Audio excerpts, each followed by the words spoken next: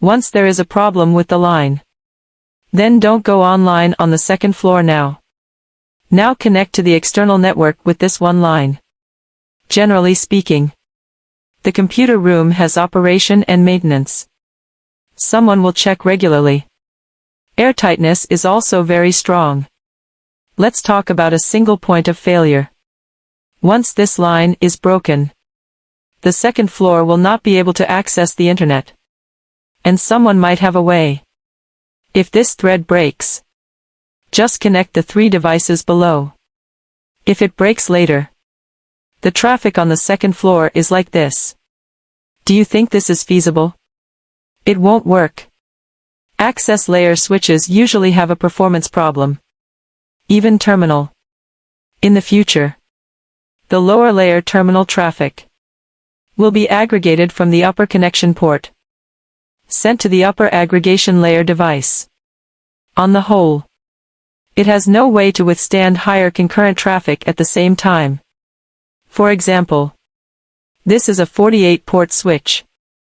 Under normal circumstances, the traffic of the device below port 48 is sent upward.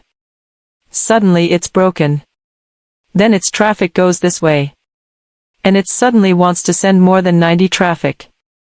It may not be able to bear. This device simultaneously sends to the traffic all of a sudden. The device may be down. This is an access layer device. Access layer equipment is characterized by cheap. It doesn't perform well. So you can't connect like this. Let it go. Such a network is very bad. If you see a network like this on a person's project, it's definitely not okay to go to an interview like this. Even if you did that just now. What if there is a problem with this device? The 3 floors below will not be able to access the internet. So this is also called a single point of failure. This problem is very serious. So how to solve this problem? I deleted the above, because we are talking about STP today. In fact, there is no need to draw so many devices. Just to give you a feel for what it means, we can now add another device. Add a device at the aggregation layer. That is, I'm going to put another device here. After that I connect all the devices to it. They are actually connected. But I won't draw this one, because the NA stage cannot talk about this technology. In fact, there will be other technologies between them. Tell you later. After connecting, you will find, if this line is broken in the future, flow here. This thread is broken. Flow here. This thread is broken. Flow here. This is called multi-line multi-machine hot backup. So we pass some redundant lines and redundant equipment. Realize that a device is disconnected. Just leave this device. A line is broken. Traffic can still go this way. So it's a matter of backup. But this creates another problem. It can improve the reliability of the network. But it also creates problems. Let's take a look. We discussed switches today. For a broadcast packet, the switch, it's flooding. The incoming interface has received a broadcast data. Then it starts flooding. Received a data here. In addition to this receiving port, other ports are flooding. Flooding here. Here also flooding. Still flooding here. I'll be back here. It's just a line. Let's see if the other lines come back. Send this. It also came back. We just looked at the interface on the left. Actually there are other. Still from here. Still can come back. No matter how you go, you will come back. Don't look like it's covered. But they are not the same. Let's not discuss on the left now.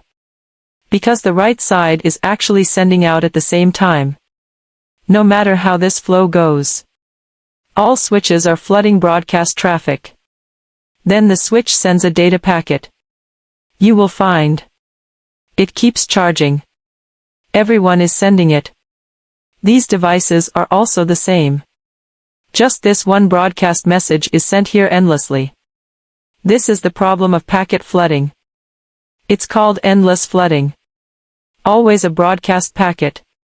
As long as a broadcast comes in, it will send nothing on the link until the final bandwidth is full.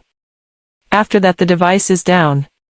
After the bandwidth is full, the current performance of various hardware soars until the device goes down. Bandwidth is not the most important. Important is, after it receives the broadcast message, to deal with. Although the processing method is direct flooding, but also deal with. So the device will fail one day. This is called a broadcast storm. This is the first question. There is a second question.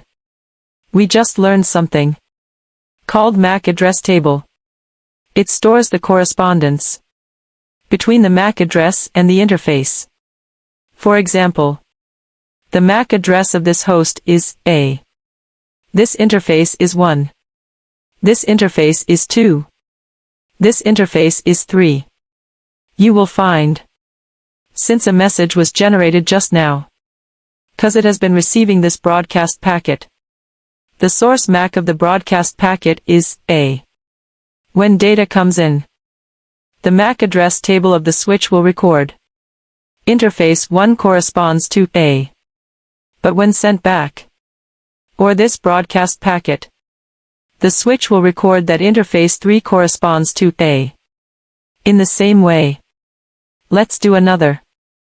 Look. This data packet arrives at this switch from interface 2 again. The switch will record that interface 2 corresponds to A. So in this MAC address table, the storage is 1 corresponding to A.